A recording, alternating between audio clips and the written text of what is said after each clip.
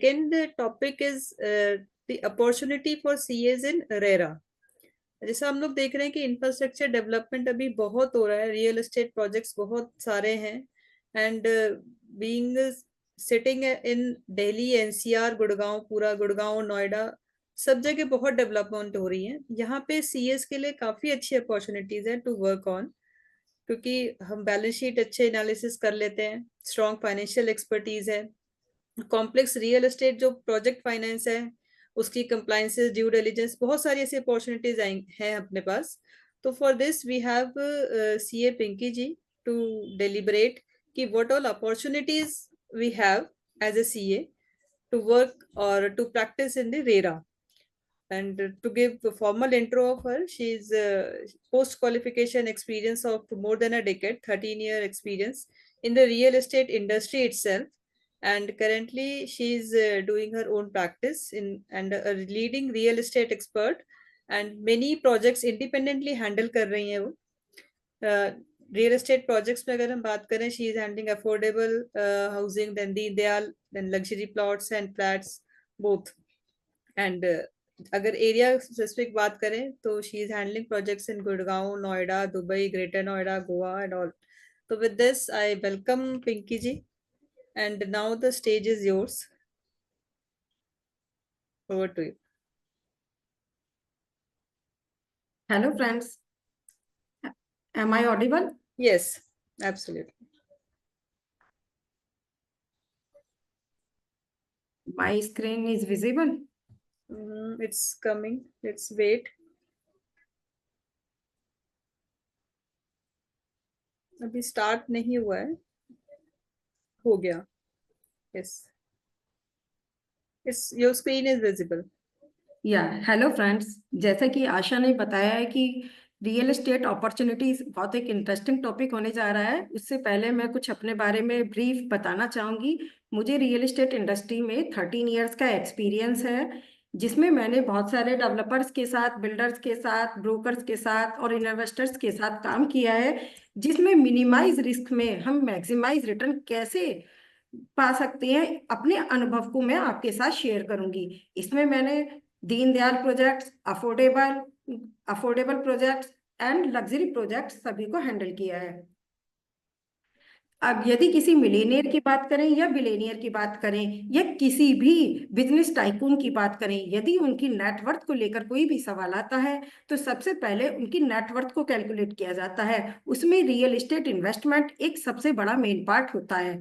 उसमें जितने भी मिलेनियर होते हैं, पैसा आने के बाद सोचते हैं हम कहाँ इन्वेस्ट करें, तो जहां इन्वेस्टमेंट की बात आती है तो सबके दिमाग में एक रियल एस्टेट इन्वेस्टमेंट का ही क्वेश्चन आता है। जैसा कि मैं इसे एक एग्जांपल के थ्रू आपको समझाऊंगी।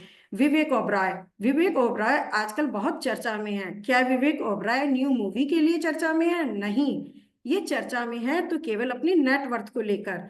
इन्होंने अपनी नेटवर्थ 1200 करोड़ अप्रोक्स बनाई है, जो रियल एस्टेट में इन्वेस्टमेंट करने की वजह से बनाई है। तो ये आजकल दुबई में इनका इन्वेस्टमेंट चल रहा है। जैसा कि आपने सुना है कि बहुत सारे हमारे पूर्वजों के भी एग्जाम्पल्स हैं कि यदि क्या पैसा बढ़ाना है तो रियल एस्टेट में इन्वेस्टमेंट करो, दादा लाई पोता भरते। या किसी किसी आपने देखा होगा कि पूर्वजों में किसी भी रीजन से यदि कोई एसेट हमें सेल करनी पड़ जाती है तो कहा जाता है शायद यदि वो एसेट मेरे पास होती तो मैं भी आज करोड़पति होता। ऐसा जबकि हम किसी और एसेट के लिए, चाहे वो शेयर्स हो, चाहे वो ज्वेलरी में इन्वेस्टमेंट हो या फिर आपके पास अदर इन्वेस्टमेंट हो, उसके लिए नहीं कहा जाता। ये बेसिकली कहावत आपकी रियल एस्टेट इन्वेस्टमेंट को लेकर बोली जाती है। और ये भी कहा जाता है कि यदि मेरे पूर्वज इतना इन्वेस्ट कर देते तो शायद आज ये प्रॉपर्टी उतने की होती। और ये भी हमने देखा गया है कि पूर्वजों ने जो प्रॉपर्टी बना ली, आज की डेट में उस प्रॉपर्टी की वर्थ क्या है? क्या हम इतना करने के बावजूद भी उस प्रॉपर्टी को बना पा रहे हैं? उसके लिए एक न्यूयॉर्क टाइम्स बेस्ट सेलर की भी एक बुक आई है, जिसमें बताया गया है कि मिलेनियर रियल एस्टेट इन्वेस्टर कैसे बना जाता है। इसमें उसके बारे में पूरा डिस्कशन दिया गया है कि कैसे एक माइंडसेट होना चाहिए। मैंने उसमें से 4 टॉपिक उठाए हैं जो आपके लिए फ्रूटफुल होने वाले हैं। जैसा कि सबसे पहले माइंडसेट। आपका माइंडसेट क्लियर होना चाहिए कि आपको इन्वेस्टमेंट कहाँ करना है। आपको ज्वेलरी में इन्वेस्टमेंट करना है, आपको शेयर्स में इन्वेस्टमेंट करना है, आपको रियल एस्टेट में इन्वेस्टमेंट करना है। सेकंड है थॉट प्रोसेस। आपका थॉट प्रोसेस क्लियर होना चाहिए। सबसे पहले यदि क्वेश्चन आता है कि मुझे रियल एस्टेट में इन्वेस्ट करना है, तो सभी का क्वेश्चन होता है कि location, location is the best option to invest. अब लोकेशन लोकेशन लोकेशन, अब लोकेशन तो हमें पसंद आ रही है, मान लिया डीएलएफ, गुड़गांव की बात करें तो डीएलएफ, लेकिन बजट हमारा कम करता है, तो उसमें हमारा ऐसा नहीं है कि केवल एक डीएलएफ की लोकेशन ही बेस्ट लोकेशन है। वो लोकेशन जिसमें हमारे बजट को अकॉर्डिंग हमें सारी चीजें फैसिलिटी मिल सके, तो वो थॉट प्रोसेस पर डिपेंड करता है। थर्ड आता है डोंट फियर और बियर का गेम। डोंट फियर में क्या होता है, यदि हम डरते रहेंगे कि कंस्ट्रक्शन लिंक्ड प्लान में इन्वेस्ट करेंगे तो बिल्डर ने नहीं बनाया तो क्या होगा, या डरते रहेंगे कि आज की डेट में यहाँ पर इतनी अपॉर्चुनिटीज नहीं है, इन फ्यूचर होंगी या नहीं होंगी, क्योंकि जितने भी बिल्डर्स बने हैं उन्होंने डेवलपिंग फेज में ही इन्वेस्ट करके उसे डेवलप किया है। डेवलप्ड जगह पर कोई भी चीज लेना से बेनिफिट इतना नहीं है जितना डेवलपिंग फेज में लेने से होता है, क्योंकि जब वो डेवलप हो जाती है उसके रेट्स हाई हो जाते हैं। और अब ये है कि मैडम मैं बिना फियर करे बियर तो करने की कैपेसिटी में हूँ, मैं ये नहीं कहती कि पूरी तरह से फियर ना करो, पूरा बियर कर लो, एक कैलकुलेटेड रिस्क रखो। अब उसको मैं एग्जांपल के थ्रू समझाती हूँ कैसे आपको कैलकुलेटेड रिस्क रखना है। मान लिया आपने जेवर में या किसी डेवलपिंग फेज में इन्वेस्ट किया, अब वहां पर आपको पता है जेवर में एशिया का लार्जेस्ट, सबसे बड़ा लार्जेस्ट इंटरनेशनल एयरपोर्ट आने वाला है, तो मान लिया वहां आपने इन्वेस्ट करा 2 सालों के लिए, लेकिन अभी इन्वेस्टमेंट उतनी फेज से नहीं है, सपोज करो, वैसे तो हो जानी है लेकिन मान लिया इन केस नहीं होती है 2 सालों में, थोड़ा और होनी है, यदि आप उन 2 साल में वो इन्वेस्टमेंट उठाकर सेल आउट कर दोगे तो उतना गेन नहीं होगा जितना कि वो इन्वेस्टमेंट यदि 1 ईयर और होल्ड करते हो तो गेन आप कर सकते हो। तो वो आपकी 1 ईयर की जो 1 ईयर का है वो कैलकुलेटेड रिस्क को बियर करने की आपके अंदर कैपेसिटी होनी चाहिए। यदि आपको मेरी यहाँ तक की बातें समझ में आ रही हैं तो रियल एस्टेट में इन्वेस्टमेंट कैसे कैसे किया जाता है, मैं ये, यदि कहीं यहाँ तक कोई भी आपकी क्वेरी है तो आप चैट बॉक्स में डाल सकते हैं।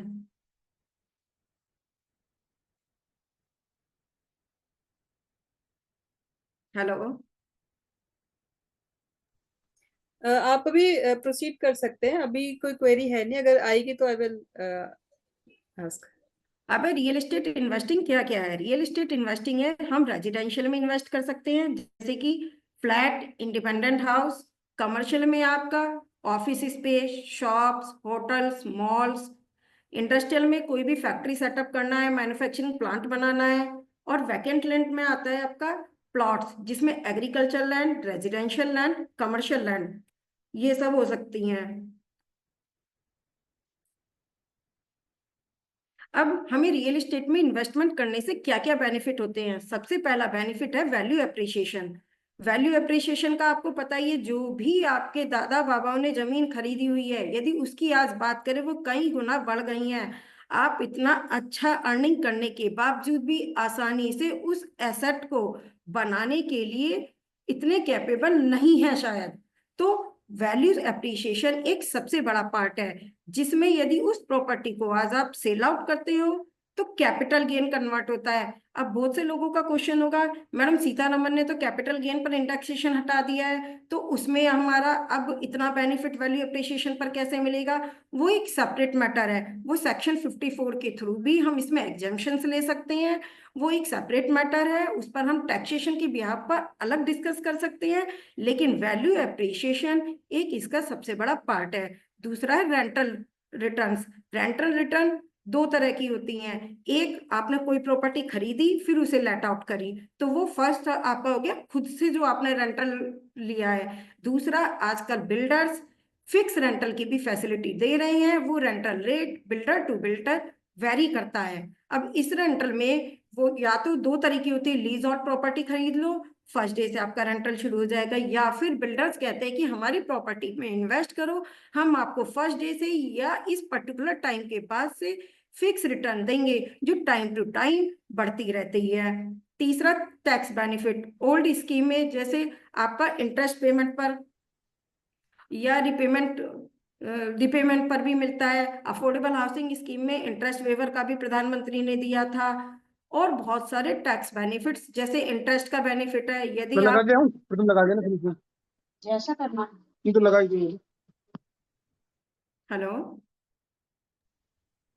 आप प्लीज कंटिन्यू करें, वो किसी का म्यूट ऑन कर लिया था किसी ने। अच्छा, यदि किसी प्रॉपर्टी को हमने मतलब लोन पर खरीदा है तो उसके इंटरेस्ट में भी हमें बेनिफिट है। रेजिडेंशियल में तो 2 लाख तक का है, और जबकि कॉमर्शियल में इसकी कोई लिमिट नहीं है इंटरेस्ट क्लेम करने की। और नेक्स्ट है इसका पैसिव इनकम। हमें जॉब की तरह इसके पीछे इनकम कमाने के लिए भागना नहीं है, या ये डर की जरूरत नहीं है हमें इस पर इतना टाइम इन्वेस्ट करना है, इतना टाइम देना है।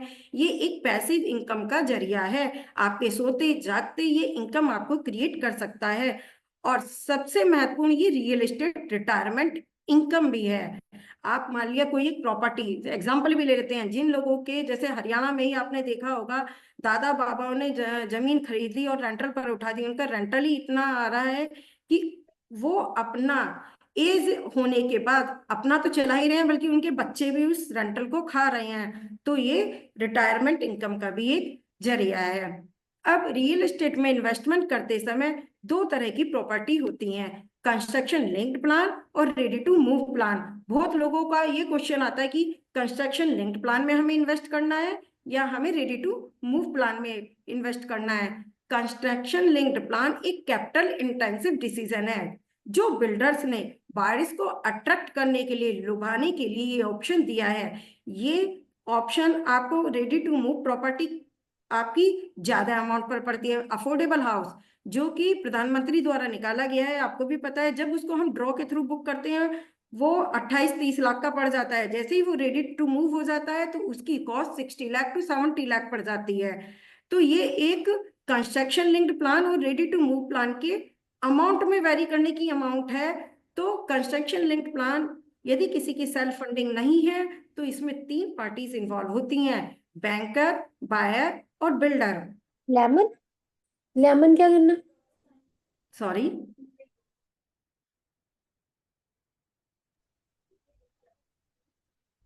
इस carry on carry on.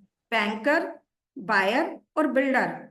Bank, इसमें क्या होता है, थोड़े टाइम के लिए तो जो पेमेंट होती है वो टाइम पीरियड लिंक्ड होती है, बाकी पीरियड के लिए ये होती है कंस्ट्रक्शन लिंक्ड प्लान। मतलब जैसे जैसे कंस्ट्रक्शन होगा, जैसे आप देख रहे हैं इसमें 10% बुकिंग अमाउंट पर देना है, 20% 45 डेज है, तो ये हमारा हो गया आपका टाइम पीरियड प्लान। और बाकी का नीचे सारा हो गया कंस्ट्रक्शन लिंक प्लान। जैसे जैसे कंस्ट्रक्शन कंप्लीट होता जाएगा बैंक फंड रिलीज करता जाएगा। तो ये कंस्ट्रक्शन, इसमें क्या होता है, प्रॉपर्टी हमें लेस वैल्यू पर और ईएमआई पर हमें मिल जाती है। इसमें सबसे बड़ा फायदा ये है कि बैंकर्स इस प्रॉपर्टी पर 90 से 95% तक भी लोन कर देते हैं। अब इसके एडवांटेज भी हैं, डिसएडवांटेज भी हैं। एडवांटेज क्या है, ये मिडिल क्लास के लिए, जो मिडिल क्लास एक इतना बड़ा अमाउंट रेडी टू मूव घर के लिए नहीं अरेंज कर पाता, वो कंस्ट्रक्शन लिंक प्लान में जाता है, उसको लोअर इंटरेस्ट भी मिल जाता है और 90 to 95% का फिनांस भी मिल जाता है। डिसएडवांटेज ये है कि जब वो अंडर कंस्ट्रक्शन प्रॉपर्टी में डालता है तो उसे रेंट के साथ साथ अपनी ईएमआई भी बियर करनी पड़ती है। और सेकंड, उसे डेवलपर पर भी एक फेथ नहीं हो पाता है कि ये डेवलपर मेरा इतने पीरियड में डेवलप कर पाएगा, नहीं कर पाएगा, पोजीशन दे पाएगा, नहीं दे पाएगा। लेकिन जब से रेरा आ गया है, real estate regulatory authority builders के लिए आ गई है, बिल्डर्स बहुत वो हो गए हैं कि इसमें इतना आशा, पहले क्या होता था, इन पर कोई कंट्रोल नहीं था, ये मनमानी तरीके से कस्टमर्स के पैसे को यूज करते थे। लेकिन रेरा आने की वजह से ये जितना भी कंस्ट्रक्शन पर इन्होंने खर्चा किया है उसको दिखाकर अमाउंट विड्रॉ करते हैं और उसको इन्वेस्ट करते हैं। ये नहीं कह सकते कि 100%, लेकिन रेरा आने की वजह से बहुत सारी बिल्डर्स के ऊपर रेस्ट्रिक्शंस आ गई हैं। अब ये रेरा की वजह से डेवलपर भी आप फोर्स किए जाते हैं कि स्मार्टली ये टाइम पर अपना प्रोजेक्ट डिलीवर कर दें। अब अंडर कंस्ट्रक्शन प्रॉपर्टी, फिर भी अंडर कंस्ट्रक्शन प्रॉपर्टी को खरीदते समय बहुत सारे पॉइंट्स हैं जिनको हमें ध्यान में रखकर ही अंडर कंस्ट्रक्शन प्रॉपर्टी खरीदनी चाहिए। जैसे वेरीफाई करने की वो रेरा रजिस्टर्ड है, बिल्डर बायर एग्रीमेंट आपके पास प्रॉपर बना हुआ है नहीं बना हुआ है, डेवलपर्स की क्रेडिबिलिटी कैसी है, उसने पुराने सालों में आपका जो जितने भी प्रोजेक्ट्स हैं टाइमली डिलीवर किए हैं या नहीं किए हैं, या कंस्ट्रक्शन प्रोग्रेस कैसी है। कंस्ट्रक्शन प्रोग्रेस आप फिजिकली जाकर भी देख सकते हैं और ऑनलाइन भी आजकल अपडेट्स होती हैं उसमें भी दे सकते हैं। और नेक्स्ट है उसका पेमेंट प्लान कैसे डिजाइंड है, सारा कंस्ट्रक्शन लिंक्ड है या कहीं उसमें कोई छेड़छाड़ तो नहीं है, बैंक लोन्स उस पर अप्रूवल है बैंक लोन्स की, या बैंक लोन्स भी अप्रूव्ड नहीं है, उस पर कोई हिडन चार्जेस तो आपका नहीं आया है। यदि आज मैं अंडर कंस्ट्रक्शन प्रॉपर्टी को खरीदती हूँ तो क्या उसकी रीसेल वैल्यू मेरे इंटरेस्ट वैल्यू को कंपीट कर देगी या नहीं कर देगी। और टाइमली डिलीवरी इसका मेन इंपॉर्टेंट पार्ट है ही। अब आते हैं रेडी टू मूव प्रॉपर्टी। जैसा मैंने अभी पहले बताया था, under construction property ready to move property से सस्ती पड़ती है। आज के टाइम में तो रेडी टू मूव होते होते उसके रेट आसमान को छू जाते हैं, तो इसलिए मिडिल क्लास के लिए थोड़ा सा रेडी टू मूव प्रॉपर्टी में आना मुश्किल हो रहा है। लेकिन फिर भी बहुत लोग ऐसे भी हैं जो रेडी टू मूव प्रॉपर्टी में पैसे इन्वेस्ट करना प्रेफर करते हैं। रेडी टू मूव प्रॉपर्टी क्या होती है? Ready to move property ready for occupancy, जिसका पोजीशन आ चुका होता है, जिसमें सारी अम्यूनिटीज आपकी अवेलेबल होती हैं। अब आप कहेंगे मैम आपने अभी मुझे इतना सारा रियल एस्टेट का बताया, आपने रियल एस्टेट में आप इतनी जगह डील करती हैं, आपने बाकी जगह का एग्जांपल क्यों नहीं लिया? जेवर का ही अब एग्जांपल मैं आपके सामने अब जेवर को लेकर डिस्कशन में हूँ, आप जेवर को ही लेकर क्यों डिस्कशन में हैं? तो इसके लिए भी मेरे पास आपके रिप्लाईज हैं।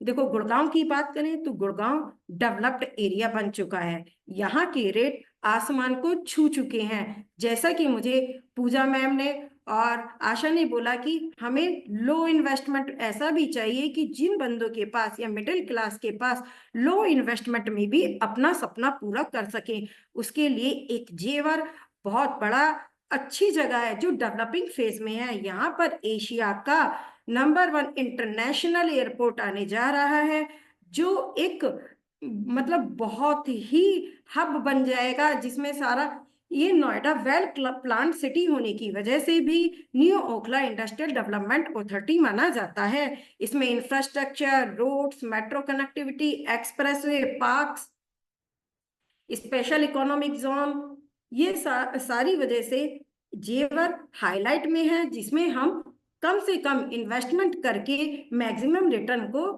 ले सकते हैं। इसमें ग्रेटर नोएडा वेस्ट भी एक आ रहा है, नए नए सेक्टर्स कट रहे हैं। मेन जेवर में फॉरेन इन्वेस्टर्स को अट्रैक्ट करने के लिए इसे स्पेशल इकोनॉमिक जोन भी डिक्लेयर करने की सरकार उम्मीद में है, कि ताकि फॉरेन इन्वेस्टर्स को अट्रैक्ट किया जा सके। आने वाले समय में ये एक हब बन जाएगा, यहाँ जॉब अपॉर्चुनिटीज बहुत ज्यादा हो जाएंगी। जॉब अपॉर्चुनिटीज होने की वजह से इसमें रियल एस्टेट रेजिडेंशियल सेक्टर की मांग ज्यादा बढ़ जाएगी, क्योंकि जब जॉब करने लोग आएंगे तो उन्हें रहने के लिए चाहे वो रेंटल प्रॉपर्टी चाहिए या अपना हाउस चाहिए, कमर्शियल की डिमांड बन जाएगी। एयरपोर्ट होने की वजह से सभी के अपने ऑफिस स्पेसेस एयरपोर्ट के पास होने की वजह से वहीं सेटअप होने की प्रायोरिटी हो जाएगी। बहुत सारे मॉल्स आ जाएंगे, शॉप्स आ जाएंगे, होटल्स आ जाएंगे, तो वहाँ रेजिडेंशियल, कमर्शियल, चाहे वो आपका फ्लैट है, प्लॉट है, इन सब की डिमांड इन फ्यूचर बहुत ही अच्छी जाने वाली है। इनकी डिमांड आसमान को छू रही है। यदि आप यहाँ तक मेरी बात से कहीं भी असहमत हैं तो आप मुझे कमेंट करके बता सकते हैं, चैट पर बता सकते हैं।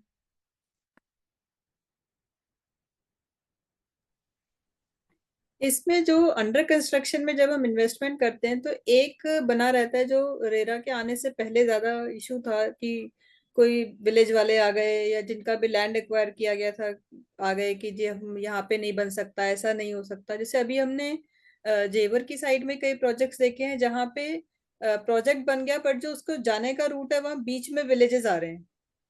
वो विलेज वहां से ना हट रहे हैं ना एक्वायर हो रहे हैं, तो उसका क्या इम्पैक्ट रहेगा और उसको कैसे पता लग सकता है बीइंग एन इन्वेस्टर हमें कि उसकी क्या पोजीशन, एग्जैक्ट पोजीशन क्या है, उसमें हटेगा मैम नहीं इसको तो मैं हटेगा? सबसे ज्यादा अच्छा मैं अपने एग्जांपल के थ्रू, जो मैंने लूज करा है, मैं अपना ही एग्जांपल देती हूँ। हम्म। मैं रियल एस्टेट इंडस्ट्री में समझ लीजिए 15 साल नहीं हूँ, लेकिन मैंने उस इंडस्ट्री में होकर भी बहुत कुछ पाया भी है और बहुत कुछ खोया भी है।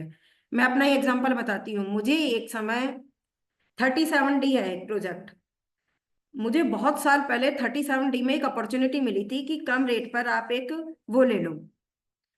दूसरा एग्जांपल भी मैं बताऊंगी, लेकिन उस समय क्या था, वहां की रोड्स की कनेक्टिविटी नहीं थी, कुछ भी नहीं था। मैंने कहा यार अभी तो यहाँ कुछ भी नहीं होने वाला, जंगल है, मैं नहीं लेती हूँ। देखते ही देखते उसके रेट बढ़ गए, उसमें रोड्स निकल गए। वहां पर नारायणा स्कूल भी बहुत बड़ा स्कूल है, आज की डेट में वो डेवलप्ड एरिया है। सोना की बात करूं, मेरे सामने रहते रहते सोना 25 से 30 हजार के रेट पर बिकता था, जो आज लाखों से भी ऊपर की अमाउंट पर है पर स्क्वायर यार्ड। तो उस टाइम मैंने भी सोचा था यार जंगल है बिल्कुल, 20 हजार के रेट पर, 25 हजार के रेट पर कौन इन्वेस्ट करेगा। फिर 50 हजार का रेट हुआ, मैंने कहा यार बूम बना दिया है, 50 हजार का रेट, जंगल है, कौन जाएगा वहां, कौन इन्वेस्ट करेगा। और अभी तो वहां बहुत टाइम लगना है, कुछ नहीं होना है 50 हजार के इन्वेस्टमेंट में। फिर देखते ही देखते मेरे सामने उसी कंपनी में सेम लाख रुपए से भी ऊपर रेट हो गए। अब मुझे यही होता था शायद कोई मुझे रिवर्स गियर में डाल दे या कोई टाइम मशीन ले आए, मैं लास्ट गियर में चली जाऊं, काश उस इन्वेस्टमेंट में मैं लगा दूं। क्योंकि आज चाहकर भी 1 लाख जो चीज मैंने 20 हजार रुपये स्क्वायर यार्ड पर देखी है, इतना भी स्ट्रांग दिल इंसान का नहीं होता उसी प्रॉपर्टी पे वो 1.25 लाख के स्क्वायर यार्ड्स के रेट पर तुरंत इन्वेस्ट कर दे। तो ये चीजें मैंने देखी हैं और आप लोगों ने भी देखी होंगी। जो आपके दादा बाबाओं ने जमीन खरीद ली है, साउथ दिल्ली में चले जाओ आप, यहाँ डीएलएफ की तरफ चले जाओ, उनके जमाने में क्या 4-4 5-5 करोड़ की जमीनें थी। आज हर एक फेज डेवलपिंग। आप आपसे बड़ी समस्या तो ये सरकार की समस्या है जेवर का। जेवर को उन्होंने एशिया का इंटरनेशनल एयरपोर्ट घोषित कर दिया है और उस पर बहुत तेजी से काम भी चल रहा है, सबको पता ही है। इस पर इतना तेजी से काम चल रहा है कि देखते ही देखते ये पूरा चेंज हो जाना है, ये पूरा एक हब बन जाना है। नोएडा में आपको भी पता है फिल्म सिटी भी है, और यमुना एक्सप्रेसवे के कॉरिडोर से जितने भी टूरिस्ट का सारा आगरा है, वृंदावन हाईवे, सारी चीजें कनेक्टिव है। गुड़गांव तो फिर भी अपना सीवर की प्रॉब्लम है, ये प्रॉब्लम है, तब भी यहाँ के रेट डेवलप्ड डेवलप्ड एरिया के रेट को छू गए हैं। सेक्टर 70 को ले लो या आप कहीं भी सेक्टर ले लो, सोहना का ही सेक्टर ले लो, क्या वहां इतने रेट आपको लगता था 5 साल पहले कितने रेट छू जाएंगे? वहां भी कनेक्टिविटी नहीं थी, अब हाईवे बन गया है प्रॉपर। मैम जब स्पेशल इकोनॉमिक, मैं अपनी नेक्स्ट उसमें दिखाती हूँ, स्पेशल इकोनॉमिक जोन बना रही है सरकार, फॉरेन इन्वेस्टर्स को यहाँ पर वो कर रही है, तो मैम सारी चीजें डेवलप्ड होने के फेज में है। मैंने यहाँ दिया भी है पीपीटी में, government plans to create special economic zone around the airport to attract foreign investors. और एयरपोर्ट की जो लोकेशन है यमुना रिवर के बिल्कुल पास की है। यहाँ अभी की जो सिचुएशन है, पहले 4 साल पहले जेवर में आपको पता हो रेट बिल्कुल समझ लो वहाँ एग्रीकल्चर लैंड वाले हिसाब था। आज की डेट में भी जो रेट है वो हाइक कर गए हैं। मैंने अंडर कंस्ट्रक्शन प्रॉपर्टी का आपको बताया है। देखो जैसे कि हर्ष ने भी बताया कि हम वो तो होते ही नहीं है, ना एस्ट्रोलॉजर होते हैं, ना हम कोई ज्योतिषी होते हैं। हम तो अपने पिछले अनुमानों से ही बताते हैं कि इस प्रॉपर्टी में लगा दो अंडर कंस्ट्रक्शन। आज बिल्डर सही कर रहा है, लेकिन 4 साल मान ली एब्सोल्युटली। आपकी प्रॉपर्टी 4 साल बाद होनी है पोजेशन, मुझे नहीं पता आगे फ्यूचर 4 साल में भी डेवलपर सेम क्रेडिटेबिलिटी रखेगा या नहीं रखेगा। मैं तो हिस्टोरिकल डाटा उसका चेक करके ही बता पाऊंगी कि ये डेवलपर अभी तक सही पोजीशन में जा रहा है, सही दे रहा है, और आगे फ्यूचर ग्रोथ के चांसेस हैं। तो वो तो सारा हिस्टोरिकल, सारी चीजें हिस्टोरिकल डाटा बेस्ड होती हैं। और कोई क्वेश्चन? भी और कोई क्वेरी नहीं है रिलेटेड टू टॉपिक, तो एक है that we will discuss after your session. ठीक है मैम, ठीक है। हाँ। और यदि किसी को वैसे भी कोई इन्वेस्टमेंट टिप चाहिए या किसी भी तरह का डिस्कशन रियल एस्टेट को लेकर, वो पर्सनली भी मुझे मैसेज कर सकते हैं, तो मैं ऑलवेज ओपन हूँ एडवाइस के लिए।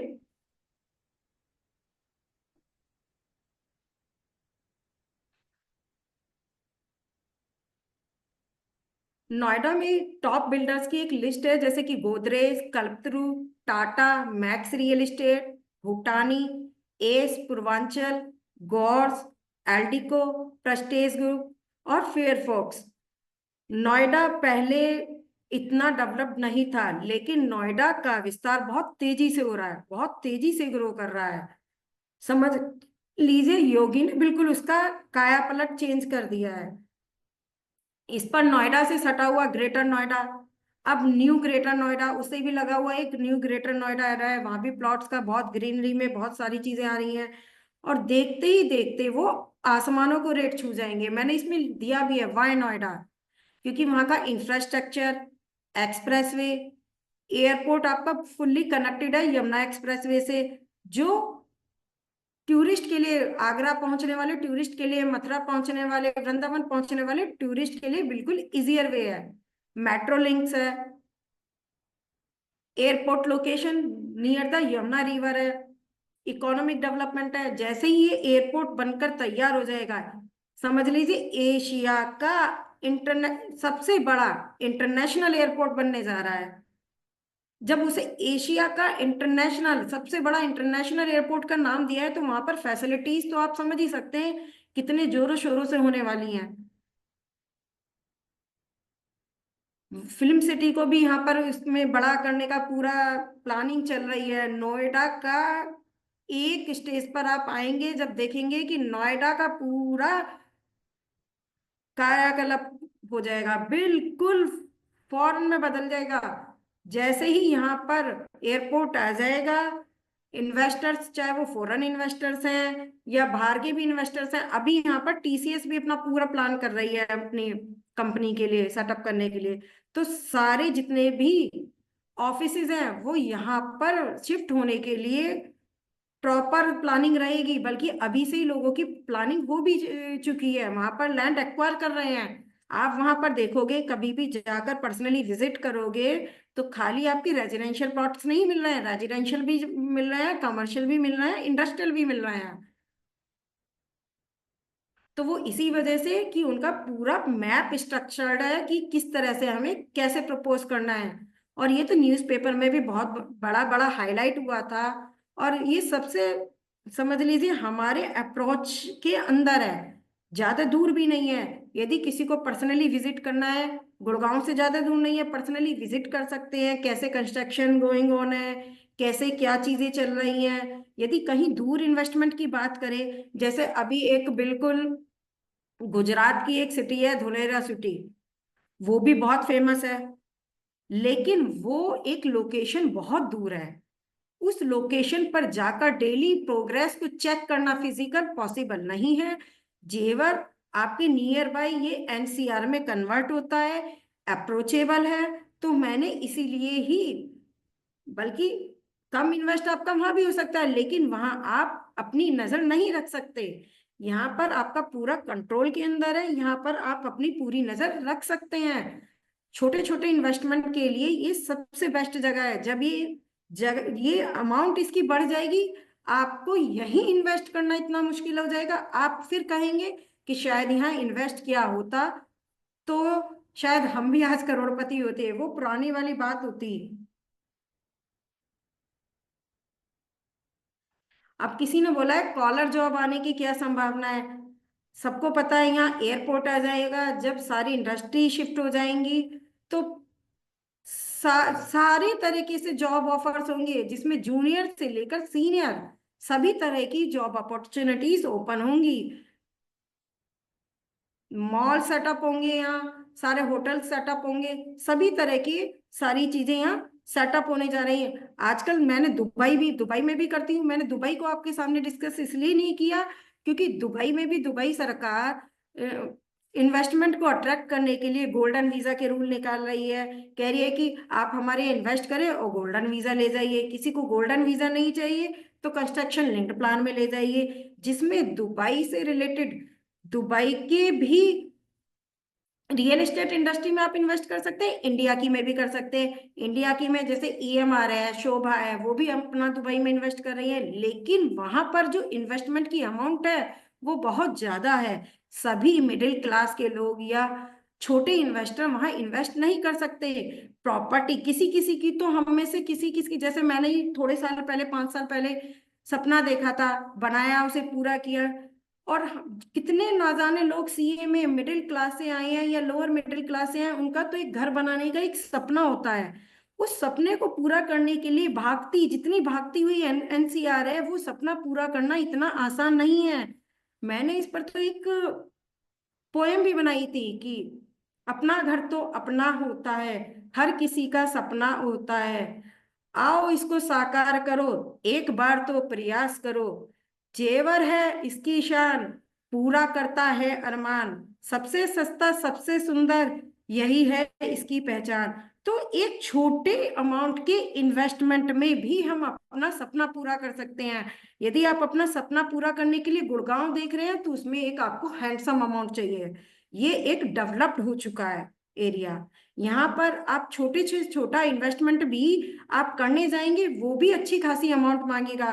तो ये मैंने PPT जो बनाई है वो स्मॉल इन्वेस्टर्स को ध्यान में रखकर बनाई है। हालांकि इसमें भी बड़ी इन्वेस्टमेंट भी है, लेकिन उन छोटे इन्वेस्टर को ध्यान में रखकर की गई है जो बिल्कुल छोटी अमाउंट से अपना इन्वेस्ट करके अपने सपने को पूरा कर सकते हैं।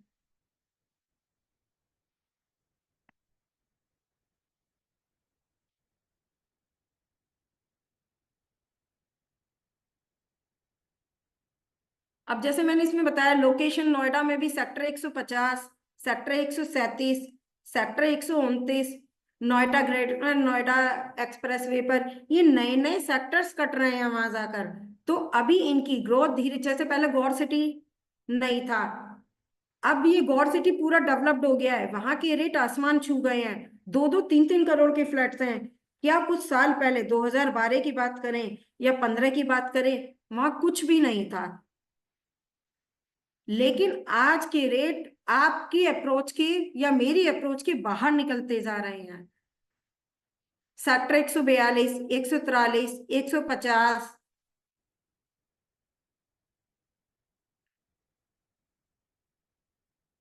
हायर एप्रिसिएशन पोटेंशियल से वहां पर, इसी वजह से वहां पर बढ़ती हुई कंपनियों को देखकर, चाहे वो IT कंपनीज हैं या इंडस्ट्रीज हैं या ग्रोइंग सेटअप को देखकर ही ये PPT बनाई गई है। इसमें कमर्शियल इन्वेस्टमेंट आपकी 25 लाख से रुपए से लेकर 5 करोड़ या उससे अब भी है इन्वेस्टमेंट का।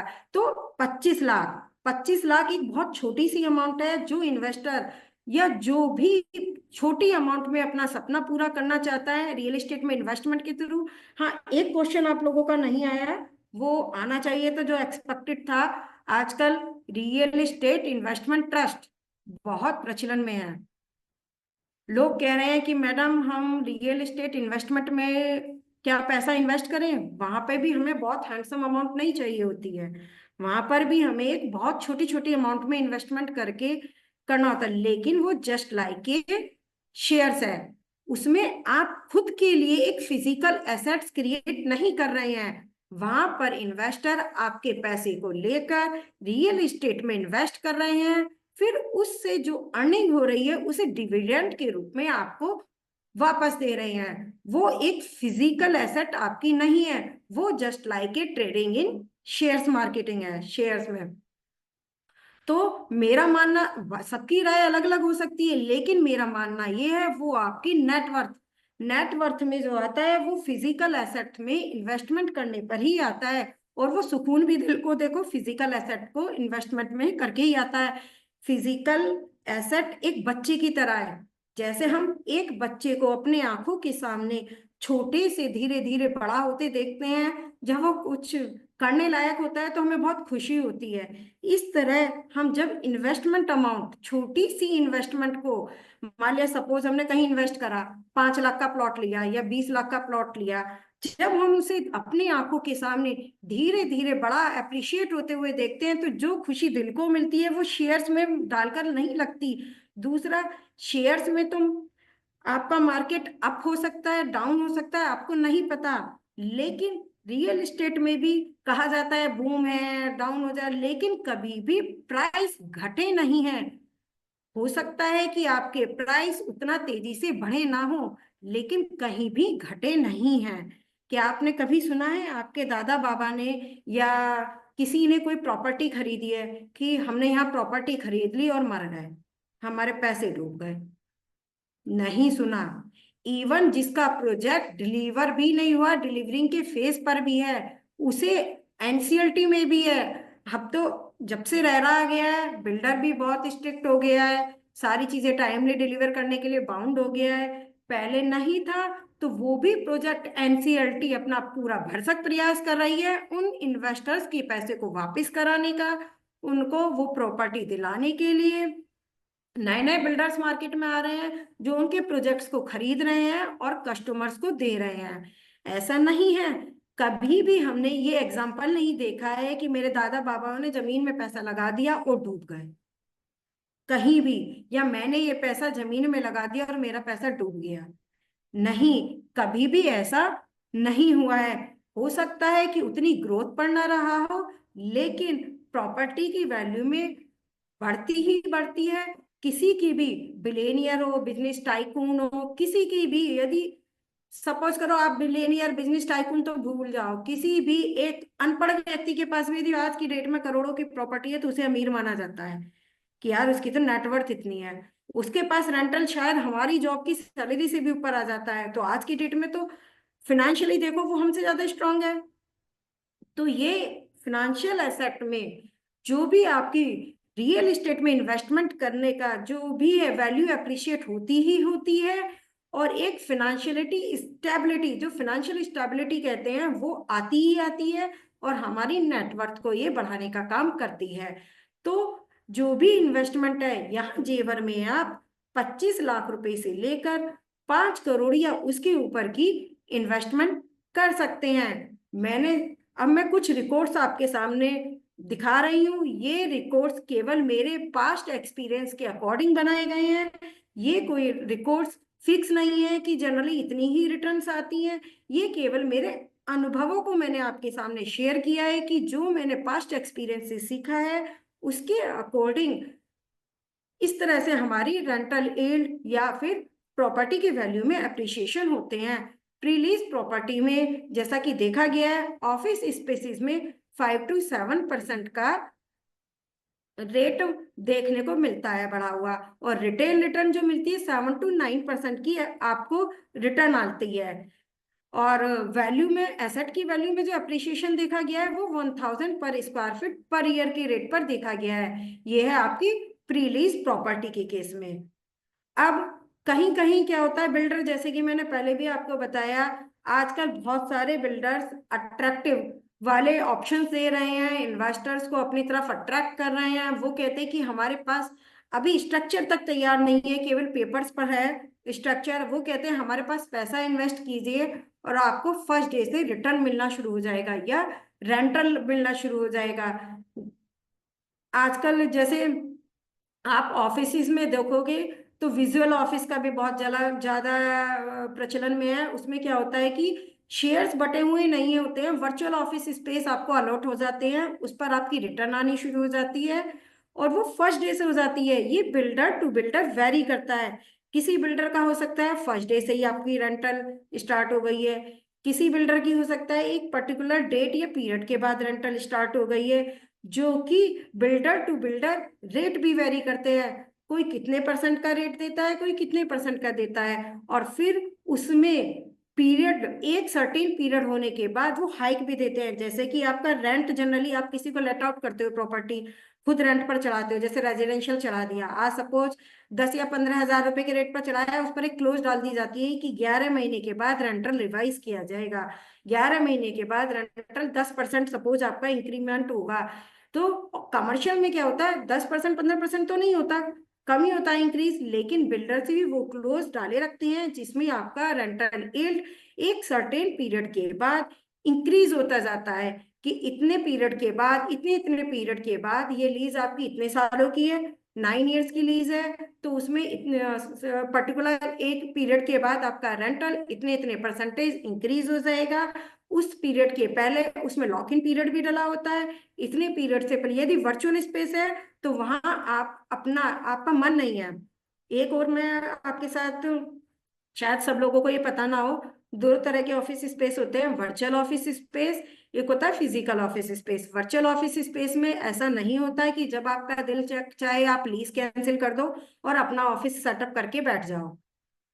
ये आपका होता है दूसरे ऑफिस स्पेसिस में। वर्चुअल ऑफिस स्पेसिस में कंडीशन होती है कि आपको ये लीज पर देना ही देना है, और दूसरे ऑफिस स्पेस पर होती है कि आप उसे लीज पर भी दे सकते हैं, लॉक इन पीरियड पूरा होने के बाद उसे खाली कराकर अपने मन मुताबिक आप खुद भी उसे पर रेंट पर बैठ सकते हैं, या फिर आपको सेल्फ नहीं करना है तो किसी और को भी लॉट आउट कर सकते हैं।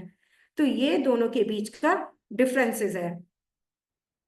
अब रेजिडेंशियल सेक्टर की बात करें तो रेजिडेंशियल सेक्टर 7,000 पर स्क्वायर फीट से 18,000 पर स्क्वायर फीट या उससे अबव के रेट है, जिसमें रिटर्न 4 to 5% की देखी गई है, और एसेट की वैल्यू में जो एप्रिसिएशन है वो 1,500 से 2,000 पर स्क्वायर फीट पर ईयर देखा गया है। और प्लॉट्स प्लॉट्स जैसा कि मैंने बताया, नोएडा इंटरनेशनल एयरपोर्ट जेवर, इसमें प्राइसिंग स्टार्ट होकर आपकी 25,000 पर स्क्वायर यार्ड। आप बता दीजिए कहीं भी गुड़गांव में या कहीं भी डेवलप्ड एरिया में ये रेट आपको मिलेंगे? नहीं मिलेंगे। आज की डेट में ये रेट जेवर में है क्या? 4 साल पहले या 2 साल पहले ये रेट थे? नहीं, इससे भी बहुत कम रेट थे, जो आज 25,000 पर स्क्वायर यार्ड से लेकर 45,000 पर स्क्वायर यार्ड तक पहुंच गए हैं। तो मैं यही बताना चाह रही हूँ कि नोएडा इंटरनेशनल एयरपोर्ट जेवर अभी आपके अप्रोच में है, आप इसको अप्रोच कर सकते हैं, यहाँ पर इन्वेस्टमेंट कर सकते हैं, और इन्वेस्टमेंट करके, लेकिन हाँ यहाँ भी इंटरप्ट करूंगी मैं, यदि आप सोच रहे हैं कि मैं शॉर्ट टाइम के लिए इन्वेस्ट कर दूं, नहीं, ये शॉर्ट टाइम का इन्वेस्टमेंट नहीं है, ये इसमें आपको लॉन्ग टाइम इन्वेस्टमेंट रहेगा। जैसे ही ये फुल्ली फ्लैश्ड हो जाएगा, एयरपोर्ट यहाँ पर फुल्ली फ्लैश रन कर जाएगा, तभी आप इस पर बहुत अच्छा गेन आप मिल सकता है। यदि आप सोचे कि 1 साल में इन्वेस्ट कर दूं और मान लिया एयरपोर्ट 1 साल में फुल्ली फ्लैश नहीं रहा, तो गेन तो होगा, लेकिन उतने हाइक से नहीं होगा या उतने परसेंटेज में नहीं होगा जितना आप एक्सपेक्ट कर रहे होंगे, या जितना मैं आपसे चाह रही हूँ कि आपको मैक्सिमम टू मैक्सिमम गेन मिले। मैं तो चाह रही हूँ आपको 100% का गेन मिले, लेकिन वो एक टाइम पीरियड के बाद ही होगा, क्योंकि कोई भी डेवलपिंग एरिया धीरे धीरे जाकर ही फुल्ली फ्लैश डेवलप्ड होता है। एक दिन में कोई भी एरिया डेवलप्ड की स्थिति में नहीं आता। तो यदि आपके पास, वही मैंने आपको पहले भी बोला कि कैलकुलेटेड रिस्क, कैलकुलेटेड, यदि आप चाहते कि शॉर्ट टर्म के लिए है तो गेन तो होगा, लेकिन आपको वो शॉर्ट टर्म पीरियड वाला ही गेन मिलेगा।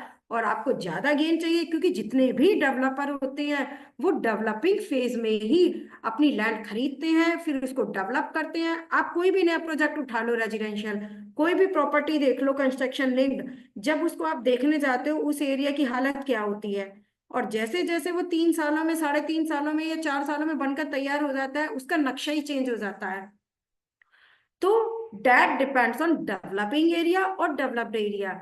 जब वहां पर कोई भी इंडस्ट्री आती है तो वो डेवलपिंग फेज में होता है, वो धीरे धीरे डेवलप हो जाता है, तो वो हमारी अप्रोच के बाहर होता चला जाता है, क्योंकि उसके रेट बढ़ते चले जाते हैं। यहाँ पर भी यदि आप, यहाँ पर भी गेन होगा हर साल। आप देखेंगे अभी आप जो आज रेट देख रहे हैं वो आपको 6 महीने बाद नहीं मिलने वाला है, इवन 3 महीने बाद भी नहीं मिलने वाला।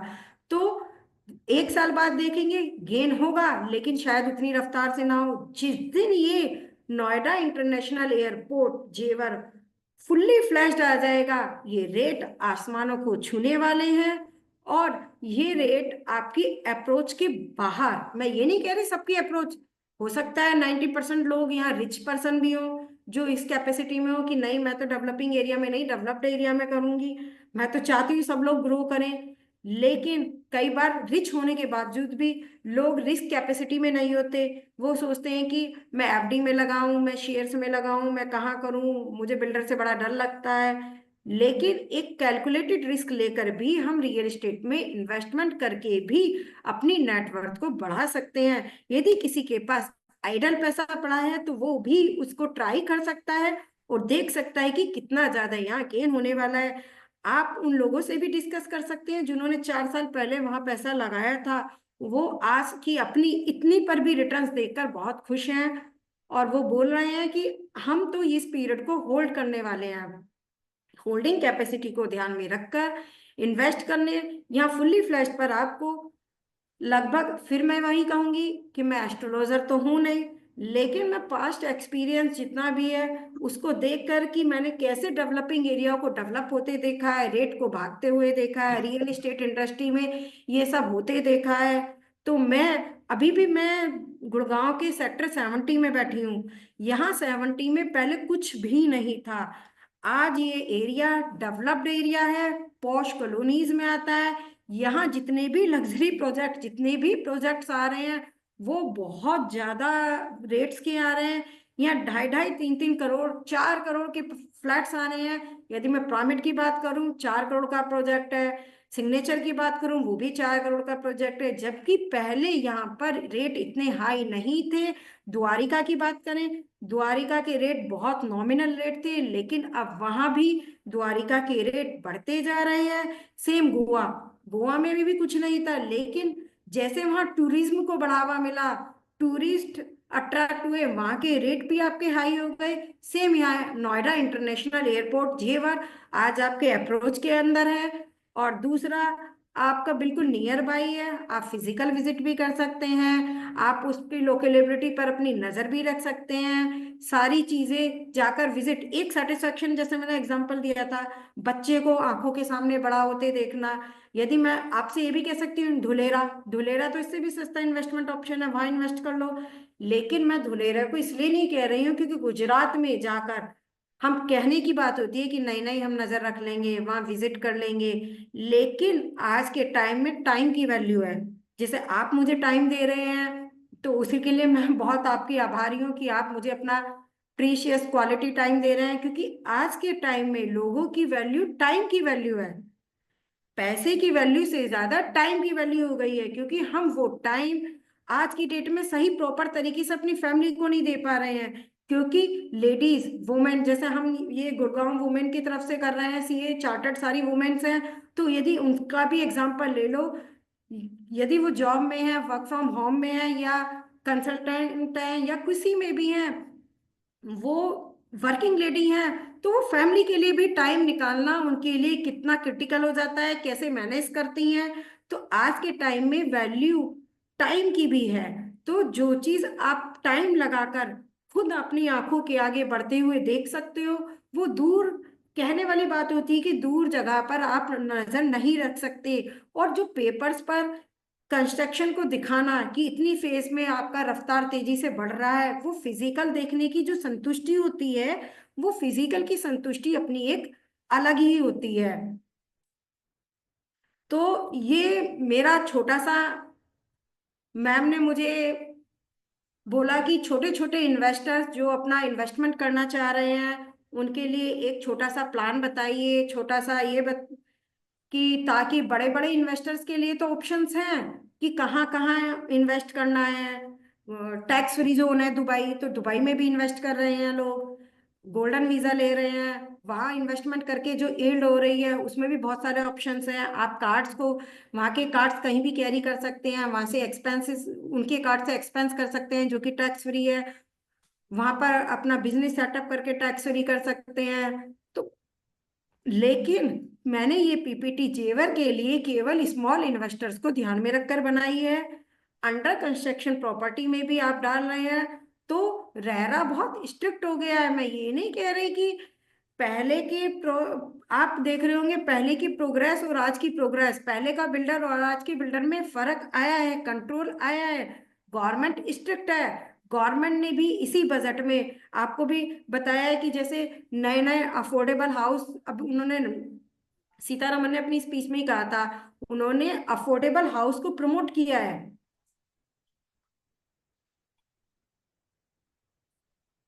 अब अफोर्डेबल हाउस जैसे ही निकलेंगे तो दोबारा कंस्ट्रक्शन लिंक्ड प्लान में ही निकलेंगे, कस्टमर्स को अट्रैक्ट करने के लिए ड्रॉ के थ्रू भी हो सकते हैं वो।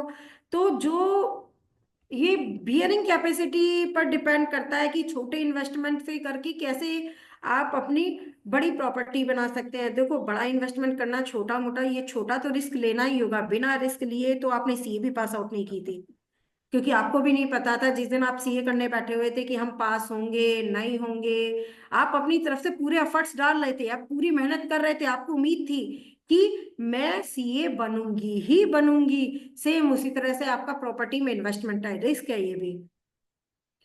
दिल्ली एनसीआर से जुड़े हुए एक एरिया की बात करें, नरेश जैन जी ने भी पूछा है कि भिवाड़ी के लिए क्या प्रोस्पेक्ट्स लगते हैं, इफ यू कैन नहीं देखो, गिव भिवाड़ी भी एक योर अच्छा व्यू। ऑप्शन है, मैं ये नहीं कह रही, लेकिन अभी वहां इस तरह से कोई इंडस्ट्रियल हब उतना तेजी से मुझे नहीं लग रहा है। भिवाड़ी में भी बहुत कम रेट में फ्लैट्स आ रहे हैं, बहुत अच्छे ऑप्शंस भी हैं, लेकिन और वहां से मतलब जॉब वालों के लिए कम्युनिटिंग के लिए भी बहुत अच्छा, मतलब रोड सही कर दी गई हैं, बहुत सही हैं। लेकिन यदि मैं कहूँ ग्रोइंग सेक्टर, यहाँ पर यहाँ पर भी मैम कुछ नहीं था जेवर में भी। जब से ये एयरपोर्ट घोषित हुआ है, यहाँ पब्लिक सारी अट्रैक्ट तब से हुई है। तो इट ऑल यदि डिपेंड्स कि गवर्नमेंट क्या इनिशिएटिव ले रही है to develop any particular area, जो कि एज ऑफ नाउ भिवाड़ी के लिए ऐसा कुछ सुनने के लिए है नहीं कि कुछ वहां पे बड़ा कुछ लेके मैं आ रहा वही हो कह रही हूँ, कि वहां हम पर केवल डेवलपमेंट बिल्डर्स का ही, वो कर सकें, वहां राइट। पर मैम बिल्डर्स ही अपने एफर्ट्स डाल रहे हैं, गवर्नमेंट हम्म। की तरफ से अभी इतना सच कुछ है नहीं। जैसे दुबई गवर्नमेंट दुबई में अपने इन्वेस्टर्स को अट्रैक्ट करने के लिए गोल्डन वीजा दे रही है, बहुत सारे तरह के वो कंस्ट्रक्शन लिंक प्लान भी दे रही है। What is आपको the पता है minimum amount required to invest in Dubai for this golden visa? 4.5 crore के आसपास है। तो ये भी एक ऑप्शन बन सकता है अगर कोई हाई इन्वेस्टमेंट करना चाह रहा है, तो rather than investing ma'am for a high single investment flat के इन लिए, Gurgaon, they can hmm, buy property in Dubai. Ma'am ऐसे तो मेरे पास काफी सारे प्लान्स हैं। इंडस्ट्रियल लैंड चाहिए, किसी के पास एब्सोल्युटली। अच्छा इन्वेस्टर है, होटल भी है मेरे पास हम्म। जो बहुत अच्छा प्रॉफिट अर्न कर रहे हैं। ऐसी बात नहीं है, वो बड़े इन्वेस्टर्स के लिए, लेकिन आज की डेफिनेटली। नीति पूजा बिल्कुल। मैम की रिक्वेस्ट पर केवल स्मॉल इन्वेस्टर्स को ध्यान में रखकर बनाई हाँ, गई थी। नहीं, यही यही हमारा यहाँ पे पर्पस भी था, सो दैट कि इन्वेस्टमेंट कहाँ पे कैसे कर सकते हैं। अभी वो शेयर मार्केट का पढ़ लिया, समझ लिया कैसे क्या बेसिक्स हैं। एक यहाँ पे बहुत अच्छा ऑप्शन आपने बता दिया कि आप एक 25 लाख की इन्वेस्टमेंट, अगर आप 100 स्क्वायर यार्ड्स पे जाते हैं तो आप वो उतना 25 लाख की इन्वेस्टमेंट पे भी आप स्टार्ट कर सकते हैं। बिल्कुल। तो एक और प्रोस्पेक्ट्स अच्छे दिख रहे हैं, आपने बहुत करेक्टली इस चीज को बताया कि जितनी डेवलपमेंट वहां पे करने और के जो मैंने गवर्नमेंट के लोगों का प्लान्स डर हैं। है वो भी दूर किया है कि राइट। कंस्ट्रक्शन प्लान में जाना चाहिए नहीं जाना चाहिए, रेडी टू मूव में जाना चाहिए नहीं जाना चाहिए। मैंने दोनों प्रोस्पेक्टिव आपको समझाए हैं कि यदि कंस्ट्रक्शन लिंक में जाते हैं तो आपको क्या क्या क्राइटेरिया चेक करने हैं। बिल्कुल। तो बीइंग अ सीए इतना ड्यू डिलिजेंस तो बनता ही है करने के लिए, and everyone is that much capable कि आप देख सकते हैं उसको। तो इनके साथ ही जो आपने क्वेश्चन बीच में टेकअप भी कर लिया था कि वाइट कॉलर जॉब्स, तो डेफिनेटली वाइट कॉलर जॉब आएंगे ही आएंगे। जब किसी एरिया में इतनी डेवलपमेंट हो रही है, पूरा कमर्शलाइज होगा, तो वहां पे बिजनेस भी जाएंगे। और ये हमने देखा है, आपने वेरी राइटली पॉइंटेड आउट कि गुड़गांव से अब नोएडा में काफी कंपनीज हैं जो शिफ्ट हुई हैं, वहां पे उन्होंने अपने ऑफिसेस किए हैं और हो रही भी हैं अभी। तो इनका नाम नहीं आ रहा है, इन्होंने सिर्फ एमके लिखा हुआ है। तो potential is good as per my view. आपका इसमें कोई और व्यू पॉइंट इनके क्वेश्चन में, फॉर वाइट कॉलर जॉब आने की क्या पोटेंशियल है नोएडा इन मैम फाइनेंस जब टैक्सेशन रूट? कोई भी बिजनेस अट्रैक्ट होता है ना, तो व्हाइट कॉलर ब्लू कॉलर दोनों के लिए होता है। ऐसा राइट। नहीं होता है कि एक ही पर्सन के लिए वो होगा, इस टाइप की कैटेगरी के लिए ही होगा। तो आपको भी पता है, यदि कोई बिजनेस इंडस्ट्री सेटअप होती है उसमें अकाउंट्स की भी नीड होती है, सीआरएम की भी नीड होती है, सभी तरह के डिपार्टमेंट्स की नीड होती है, जिसमें व्हाइट कॉलर ब्लू कॉलर दोनों का प्रॉपर योगदान रहता है। ना तो ऐसा है कि ब्लू कॉलर अकेले ही काम कर लेंगे, ना ही ऐसा है बिल्कुल। कि व्हाइट कॉलर अपने आप ही काम कर लेंगे, ये दोनों का एक संतुलन है। अगर और कोई क्वेरी है किसी की तो we can take. What is the prospects of Naya Gaon in Gurgaon area increment? नए नया गांव गांव। में भी मैम आप देख लीजिए 92 का बात कर लीजिए, या नए एरिया 85 80, इन सब की बात कर लीजिए कि वहां पर इन्वेस्टमेंट कोई भी 25 लाख रुपए में आज की डेट में नहीं है, इवन 50 में भी नहीं है। तो अगर आप और स्मॉल कितने इन्वेस्टमेंट सोच के कितने चल रहे टाइम हैं में तो वो that is proper not the develop right होगा प्लेस। ना, उसका अभी हमारे पास कुछ है।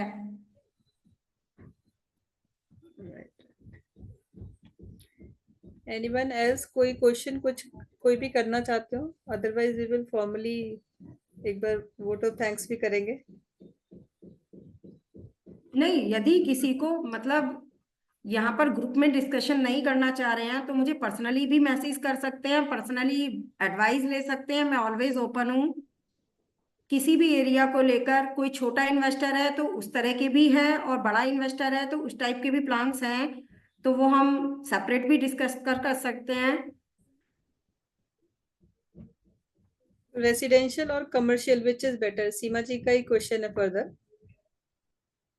बहुत अच्छा क्वेश्चन है मैम। रेजिडेंशियल वर्सेस कमर्शियल, देखो बीच में जब कोविड आया था लोगों का रुझान कमर्शियल से कम हो गया था, लेकिन अब 2024-25 में आपको देखने को जो मिला है कि सबसे ज्यादा इंडस्ट्रियल ऑफिसेज, आप यदि प्रैक्टिस कर रहे हैं चार्टर्ड अकाउंटेंट तो आप आज की डेट में क्या देख रहे हैं, ऑफिस स्पेस ढूंढ रहे हैं ना, चाहे वो कोवर्किंग ऑफिस स्पेस है या वैसे है। ऑफिस स्पेस की डिमांड फिर अगेन बढ़ी है। कोविड के टाइम पर हम मान सकते हैं कि घटी थी ये डिमांड, लेकिन अब फिर तेजी से है। दूसरा, कमर्शियल में आपका रेंटल जो आता है वो ज्यादा आता है रेजिडेंशियल की कंपैरिजन में, लेकिन अब रेजिडेंशियल में लोगों का इसलिए रुझान आ रहा है कि रेंटल्स बढ़ते जा रहे हैं रेंटल, लेकिन मेरे हिसाब से यदि आप कहेंगे वो एरिया टू एरिया डिपेंड करता है। जिस तरह से लोगों की कंट्रोवर्सी इसमें भी है, मैंने बीच में आपको शायद यहाँ पर ये नहीं बताया, लोग कहते हैं मैडम फ्लैट अच्छा है या प्लॉट अच्छा है, तो मेरा हमेशा कहना यही है कि प्लॉट इज ऑलवेज गुड, लेकिन डेवलप्ड एरिया में प्लॉट को इन्वेस्टमेंट करना हर एक किसी के अप्रोच में नहीं होता। दूसरा, आप कहेंगे मैडम फ्लैट भी आजकल तो लग्जरी फ्लैट 4-4 5-5 करोड़ के हैं, तो क्या वो सही नहीं है? फ्लैट में आपको सारी अम्यूनिटीज मिल जाएंगी, आपको पार्क मिल जाएगा, सिक्योरिटी मिल जाएगी आपको, जैसे मैं भी अभी फिलहाल फ्लैट में ही रहती हूँ, आपको सारी फैसिलिटीज मिल जाएंगी कि सिक्योरिटी है, प्रॉपर हाउस कीपिंग है, प्रॉपर पार्क है, बच्चों के लिए क्लब हाउस है, बच्चों के लिए स्विमिंग पूल है। ये फैसिलिटी शायद आपको प्लॉट में ना मिले। दीनदयाल में तो अब वो भी इंसर्ट करते जा रहे हैं, दीनदयाल प्लॉट में पार्क्स भी देने लगे हैं, स्विमिंग भी पूल भी देने लगे हैं, लेकिन जैसे जैसे फ्लैट की वैल्यू ओल्ड होती जाती है उतनी आपकी वैल्यू घटती चली जाती है फ्लैट की। और एक देखो लैंड की वैल्यू, लैंड एक अनअपोर्शन्ड एरिया है, लैंड पर आप 4 फ्लोर भी बनाकर बेच सकते हो, उसको अनडिवाइड करके उसको सेपरेट सेल भी कर सकते हो। और देखो सबसे बढ़िया बात, हाँ जेवर में मैंने ये आपको शायद नहीं बताया है, नोएडा जो होता है वो 99 ईयर्स की लीज पर है, लेकिन जेवर में प्रॉपर रजिस्ट्री है। गुड़गांव में जैसे रजिस्ट्री है ना, जेवर में भी सेम उसी तरह से गवर्नमेंट ने प्रमोट करने के लिए रजिस्ट्री दी है, जबकि नोएडा आपका 99 ईयर्स की लीज पर होता है, ये लीज लीज 99 ईयर्स की होती है। और यही सब चीजें हैं कि उसमें क्या होता है, फ्लैट में क्या होता है, डिमोलिश होगा दोबारा बनेगा, और प्लॉट्स में जब आपका मन चाहे जैसे डिमोलिश करके आप उसको बना सकते हैं, उसको फ्लैट मतलब उस पर 4 फ्लोर बनाए अलग अलग सेल कर सकते हो। जो एक वैल्यू नेट वर्थ होती है वो आपकी प्लॉट की एक अलग होती है, फ्लैट की अलग होती है, लेकिन आजकल नई पीढ़ी मान लिया बोथ वर्किंग होते हैं, वो फ्लैट्स को इसलिए प्रेफर करते हैं कि बच्चों के पॉइंट ऑफ व्यू से सिक्योर्ड एरिया होता है, सारी चीजें होती है, अम्यूनिटीज एक साथ मिल जाती हैं।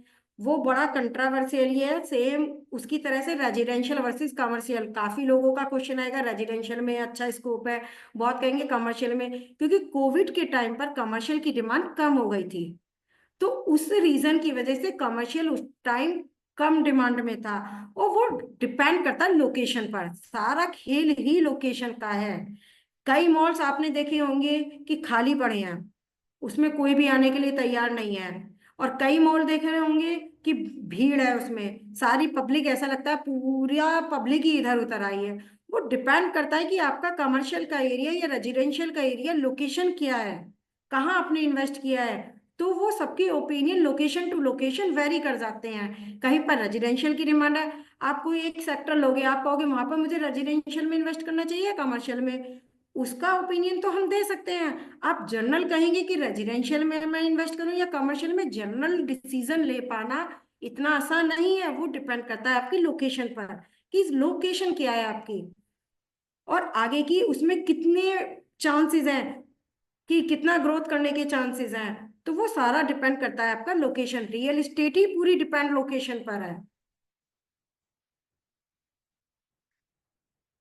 आप किसी जंगल में, आप, मैं सबसे बड़ा एग्जांपल देती हूँ, किसी ने एक जंगल में महल बनवाया और नोएडा में उसने महल नहीं बनवाया, विला बनवा लिया।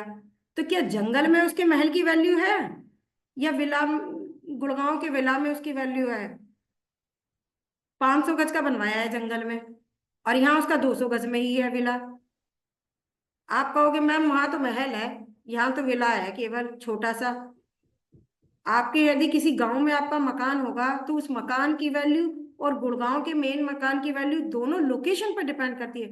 रियल एस्टेट इंडस्ट्री पूरी डिपेंड ही लोकेशन पर करती है। अदरवाइज छोटा छोटा इन्वेस्टमेंट आपको बहुत जगह मिल जाएगा, आप इधर कर दीजिए उधर कर दीजिए, इन्वेस्टमेंट सब जगह इन्वेस्टमेंट ही इन्वेस्टमेंट है कि रियल एस्टेट यहाँ। लेकिन पर्टिकुलर जो रियल एस्टेट में इन्वेस्टमेंट करके जो ग्रोथ मिलती है वो मिलती है लोकेशन के अकॉर्डिंग। एक क्वेश्चन है इनका, सीमा जी का, कि गुड़गांव एरिया में 50 लाख के रेंज में कमर्शियल इन्वेस्टमेंट का कोई एरिया है क्या? मैम है, वो आप सेपरेट मुझसे बताएंगे, पूछेंगे तो मैं आपको बता दूंगी। मैं आपको काफी सारे ऑप्शन शेयर कर दूंगी। कि कुछ और क्वेरीज भी हैं, इनकी भी है, एमके की, बट आई सपोज कि वो भी थोड़ी सी उसमें जहाँ पे और डिटेल्स आपको चाहिए होंगे, कि क्योंकि इनका है कि गुड़गांव में काफी प्रॉब्लम है, सीवर की है, ये तो different area wise area specific हो जाएगा। तो सर मैम आप तो जो कॉन्फिडेंस भी कहाँ हैं, से आई आएगा थिंक गुड़गांव में कि कि आप। ऑफलाइन डिस्कशन बेटर हो जाएगा, बिकॉज हमारा टाइम भी ऑलरेडी होने वाला है, तो we need to close the session also. आप एक बार अपने नंबर वाला स्लाइड शेयर कर दीजिए, तो हाँ, सो मेरा दैट। स्लाइड ओपन यस है, यस, नहीं आ ट्रिपल गया एट। आ गया। हाँ जी, हाँ जी। Yes. So I would request participants to note down the number, or we will share this PPT with the participants also, so you can get her number and can connect with her for any of your investment related queries. क्योंकि यहाँ पे limited time है, तो limited चीजें यहाँ पर रही हैं, और जो एक सबसे बड़ी चीज जो इन्होंने क्लियर की है कि यहाँ पे स्मॉल इन्वेस्टमेंट को ध्यान में रख के बनाया गया है। तो उनके पास बिग इन्वेस्टमेंट की भी है, तो if you have big ticket size then you can very well connect her नहीं, आप इन्वेस्ट। मैम को भी बोल सकते हैं, वो फिर मैं दुबई के लिए, real estate opportunities in Dubai, वो भी आपके लिए एक पीपीटी के थ्रू मैं समझा सकती हूँ। लेकिन वो डिपेंड करेगा कितने पार्टिसिपेंट इंटरेस्टेड हैं। हाँ नहीं, बिल्कुल हम उस चीज को करेंगे। तो विद दिस मैं फॉर्मली आपका थैंक्स करना चाहूंगी। काफी अच्छे से आपने एक दिल्ली एनसीआर रीजन के लिए बता दिया कि आप कैसे कर सकते हो, कहाँ कर सकते हो इन्वेस्टमेंट, और क्या सोच के करना चाहिए। तो आपने इसको ज्वाइन किया है? किसका है? And I would also like to thank our first speaker Harsh in absentia, उनको निकलना पड़ा था कहीं, तो he has left for his meeting. तो and thanks to each of the participants कि बहुत पेशेंसफुली आप लोगों ने सेशन ज्वाइन किया और अपने क्वेश्चन पूछे, इंटरेक्टिव बनाया। और एंड सबसे इम्पोर्टेंट, अपना वैल्यूएबल टाइम दिया। एब्सोल्युटली, वो संडे को, इवन मतलब संडे को टाइम देना is quite a difficult thing, but Sunday को आप लोग टाइम निकाल के आए। एंड वी होप कि आगे भी आप हमें इसी तरह से करते रहेंगे ज्वाइन।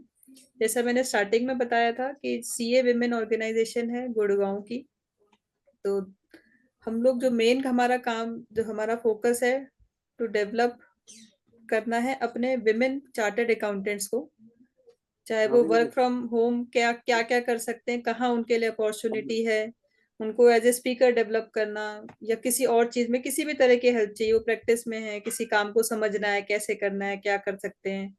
तो ये उस सभी चीजों को ध्यान में रखते हुए हमने ऑर्गेनाइजेशन बनाई है, so that we can help each other. यहाँ पे सब एक दूसरे की हेल्प के लिए होंगे। कोई ये एम्प्लॉयर एम्प्लॉय जैसी चीज नहीं है। तो आप लोगों से रिक्वेस्ट करूंगी कि आप इस वर्ड्स को स्प्रेड कीजिए, और जो भी जुड़ना चाहते हैं हमसे, आप मेरा नंबर आप लोगों के पास होगा, नहीं है तो मैं चैट बॉक्स में लिख देती हूँ, आप कनेक्ट करवा सकते हैं। 8130076256।